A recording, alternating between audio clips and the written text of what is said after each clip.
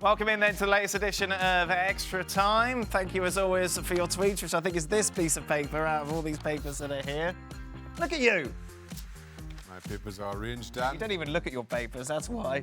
Jules and Stevie with us as well. Stevie, let's start with you. Did Guardiola make the right decision to rest some big guns against Chelsea, or would a psychological advantage of the win would have helped more?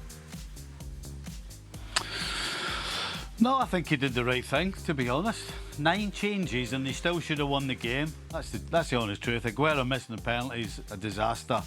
And again, another horrendous VAR decision, not giving Sterling a penalty that would have put them 2-1 up. The fact is, the team that's going to play Chelsea in the Champions League final will be nothing like the last 2 Man City teams that Chelsea have played. So, no, I don't think there'll be a psychological advantage to Chelsea at all. We all know City are a better side. Chelsea know City are a better side. And I think that's how it'll pan out. Steve, what did you make of the Sterling the decision early on with that tackle? I haven't spoken to you about this. Oh, I kind of go back and forward. You know, I'm stuck right in the middle. I could see how he would be sent off. At the same time, I don't think there was any real malice in it. So I'm really stuck, Dan. I don't think there's a correct answer, to be honest. Shaka, as a goalkeeper, did you ever prepare, even in the slightest bit, no, it's more, for a possible Panenka when facing a penalty kick? Nah, you don't think.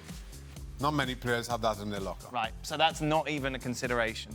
Not particularly. What if it was a Ramos-type player who you know had a bit of a history? Well, if there's a player who has that history, then yes. Right. You leave your movement till the very last second, just in case. How much did that Mendy save make you smile? Oh, that was so good. That was so good. I thought it might. That made every chip that every idiot tried and traded worthwhile seeing that happen. She said, you know what she should have done? Just booted it over the stand. Yes. Just caught it and booted it over the stand. Is that what you do in training? If yes. That's sort of thing if anybody tries to chip it, Panenka or otherwise, yes. and as a keeper you catch it, yeah. you just turn around and kick it as far away as you possibly can. Long end of training ground. That's what Mendy should have done. Do you know, Jules strikes me as someone who maybe likes Panenka. Yeah, that sort of arrogant. Because he's a Sergio Ramos kind of player. A sandwich for Jules. I'll have a Panenka and a Coke, please. Cultured Stevie. Jules, in your playing days, bit of Panenka? So when I was playing, the Panenka was not as popular, I would say. Not many players used to do it like they do now. Like, you see a lot of them. Depay, as you said, Sergio Ramos. We saw Aguero. We saw even Zidane in a World Cup final. But back in late 90s, early 2000, I don't think it was as common as it is now sometimes, to be fair. So, no, I never did one. And I can't remember even having played with someone or against someone who, at my low level. I suppose under 10s it didn't quite play out as much. Look at you giving Jews a hard time about playing under 10s. Stevie, if a player did, when you were coaching, took a Panenka, would you mind? Would you say, don't do that again? What you doing? Would you get involved at all? Oh, I'll tell you, I've got Pepe Kinsella. We're playing Columbus Crew at home. We got a penalty. Pepe Kinsella was a penalty taker, so he takes the first penalty and he scores, puts it in the bottom corner. 10 minutes later, we get another penalty. Pepe Kinsella steps up, and of course all the lads are shouting, let somebody else take it, he's ready to take one. I'm like, no, he's a penalty taker, let him go, let him take it. Right. Anyway, he tried a Panenka and the goalie just stood there and waited for it, and eventually it came to him and he just picked it up and he shook his head. I'm sure he wanted to boot it, but he didn't. What can you say? You know, you've got to back your penalty taker, whichever one he tries, and if it doesn't come off, then you can't go chastising them. That's it. Stevie, what's that new trophy over your right shoulder? I haven't seen that one before. Yeah. That? Yeah, what's that one? That is. Oh. MLS Coach of the Year. I've got that one. Right. What? He didn't have a clue, did he? Bragging now. Is that when you won You're MLS bragging. Cup? Good job I'm not in the studio, Thomas.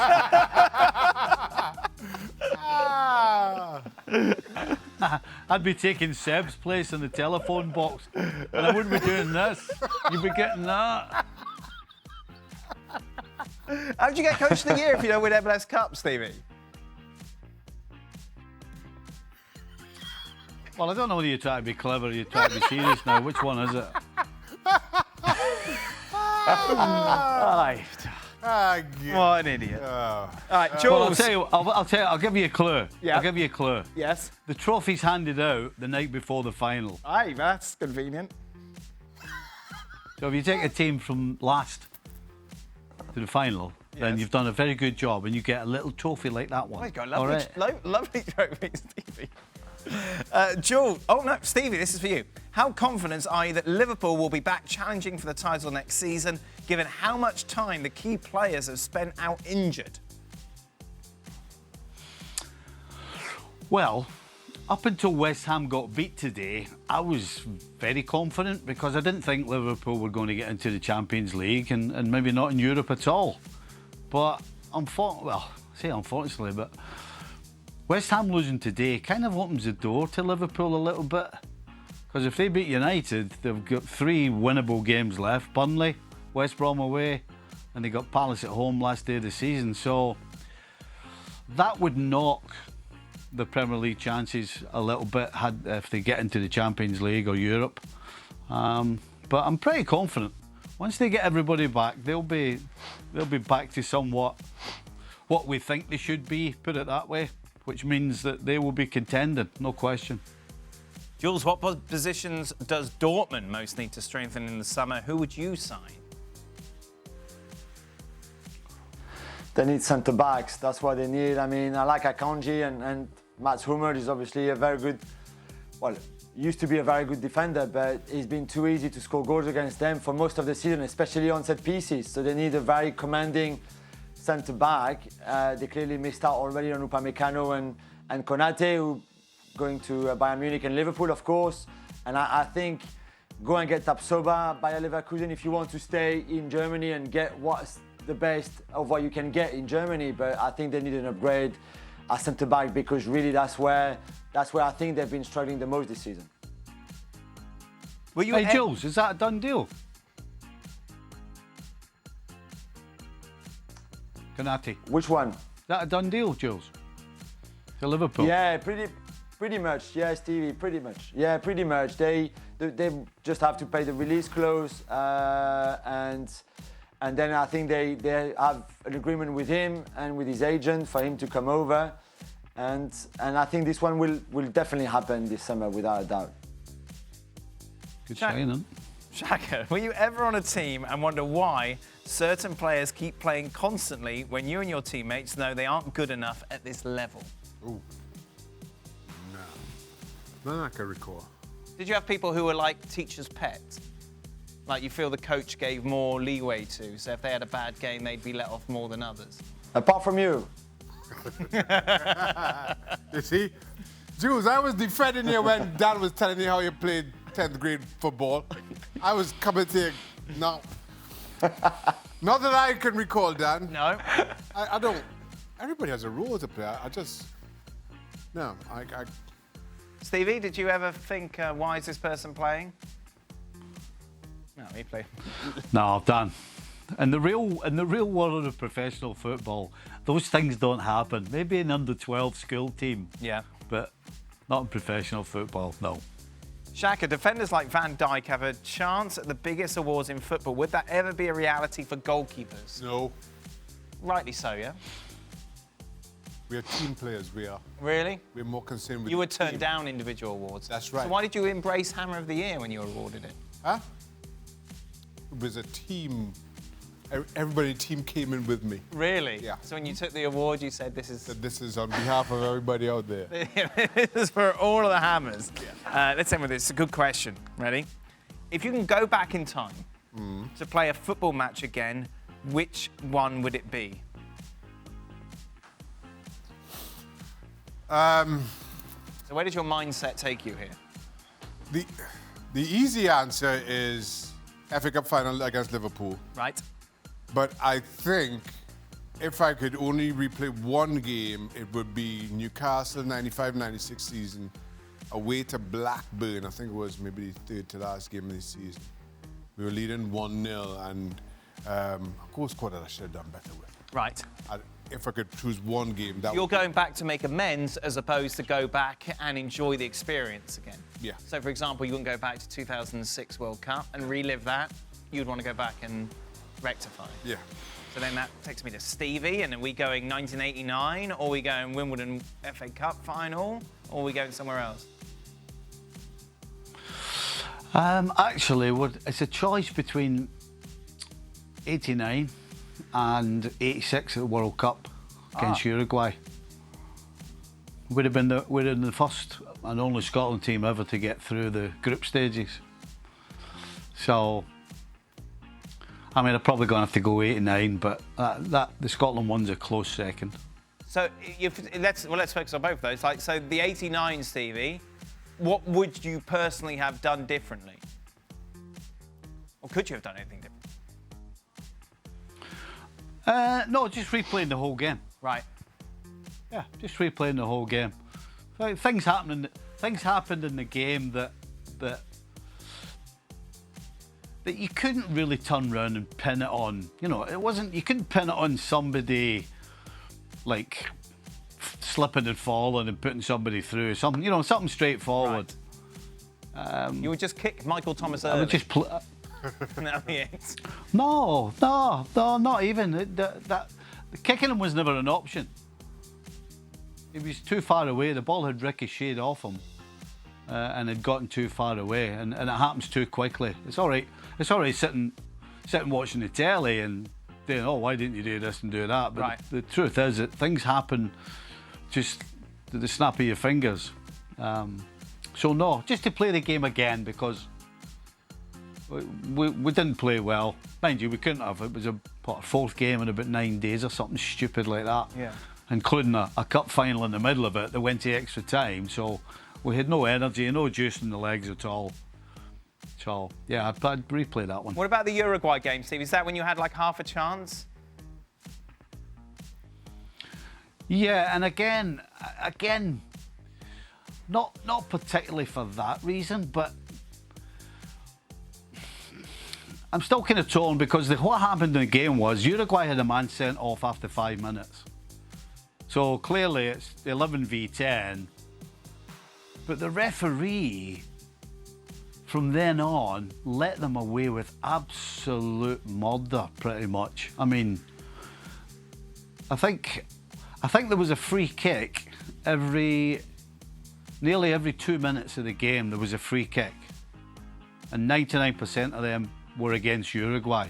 But the referee because the referee had sent one of their players off. He didn't book people, and he didn't. I mean, Gordon Strachan got tackled round the waist about 20 minutes after the red card. He got kicked round his midriff, and the referee just gave a foul. It was another red card. So, as I said, every 2 minutes there was a free kick, and we just couldn't get going. We didn't really create any chances. I did have a chance, and the chance only came because I made a good run inside the fullback. Didn't see me. But I didn't connect with the shot properly, and that gave the goalkeeper time to get across and save it. Right. So, obviously, I would love that chance again. But just for the whole thing, I can't decide whether it was because we played badly or whether we just weren't allowed to, because the referee was hopeless after that, and they, as I said, just went round kicking, pulling, spitting, punching, you name it. Just a dirty bunch of hooligans, to be honest. Oh. Just to take the point that I made with Shaka, Steve, what about going back and playing a game that you just had so much fulfillment, so much enjoyment from? Like, so we're talking about very much the lows. What about the highs, like the kind of peak? Oh, too many times. Really? I mean, I'm so lucky, man. Yeah. I'm so lucky. European Cup final '84. winning the double at Wembley. You know, little things like we played Leicester. I think it was 80. Yeah, it was 86. The year we won a double. We played Leicester, second last game of the season, something like that. And with about 10 minutes to go, our whole end just went absolutely crazy. So we knew that something had happened because Everton were playing at the same time as us. Right. So we knew instantly that either they were getting beat or whoever they were playing had equalised, whatever it may be. And so it was actually hard. The last 10 minutes of that game was hard to concentrate because you've got this thing going around your head that we were 1-0 up at the time, so you're thinking, right, we just don't give anything away. And I certainly know I kind of lost my concentration a bit. I mean, we ended up winning the game 1-0, but just the tingle that goes through your body when you hear that roar and then you realise what it's for. Absolutely amazing. So, I bet. Yeah, there was too many, Dan. Right. I'm lucky. You know, to that point, I don't think goalkeepers feel that way in playing games. Like, as a striker, you can imagine, you know, you're having a good game, you've scored 3, you want this game to go on for the next 4 or 5 hours. Yeah. You know, you just enjoying it that much. As a goalkeeper, even when you're having a good game, I think it's always in the back of your mind that you're judged and remembered for your mistakes. Sure. So even when you're having a great game, the thing that's in the back of your mind most is, I'm ready for the referee to blow this off now, Right. before. Just survival, yeah. Right. And then we can go back and say, wow, that was such a good game. But we don't want the game, we want the game to finish shorter. You know, we have a very different opinion when we're in the middle of it. We enjoy games after it's done, and Right. you can sit back and look back on it. But you never have that same sense of fulfillment during the 90 minutes. Is that why you don't get individual awards? Well, because we're team players. Yes, yeah, of course. Did Stevie want to say something? Do you know, Dan? Yeah, if there was one thing I would love to be able to change, I would love to have been able to enjoy all the victories and really been able to soak it all in after the final whistle had blown. Yeah. Because I never did. I never really did. A, because of the way I am, and B, because at Liverpool it was, well, all right, you've won, but guess what? You're going to have to do it again tomorrow. So you never quite fully were able to just see it for what it was until you get older and you're not playing anymore, Yeah. and then you realise and you kind of you can really enjoy it. But I wish I could have enjoyed it more at the time. Jules, at the end of a good Gab and Jules podcast, do you feel that you celebrate it enough? I don't think I suck it up enough of what Gab just said for 80% of the time. Definitely not, no, definitely not. And I wish if I can change something, I would like to go back to the show in September 2018 where, you know, at the end, Gab spoke for 95% of the time and I wanted to say something at the end, I ran out of time. So. No, I'm kidding. That's it. It's been a steady percentage throughout. That's it. Thank you But for very example, much. just quickly, Dan. Go on, Jules. Just quickly on that point. I wonder if Zinedine Zidane, for example, ever thinks again about that World Cup final 06, which was his last ever game of football, and that red card and that Panenka that he scored against Gigi Buffon. And you know, that question, I think ask him, we can ask him that next time he's on the show. Sure. And I would be very fascinated by if he picks that moment. Yeah. God, imagine how much nicer I'd be to Zidane than I am Stevie. Stevie just abused me for What do it. you win that award for? Hey. What do you win that award for?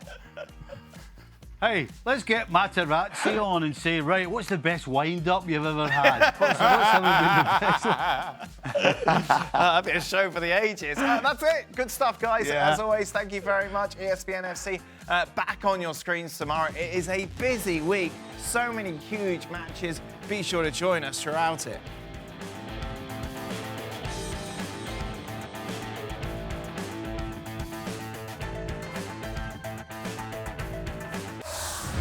Well, thank you very much for watching ESPN on YouTube. For more sports highlights and analysis, be sure to download the ESPN app. And for live streaming, premium content, and let's not forget as well, ESPN FC 7 days a week. Subscribe to ESPN Plus.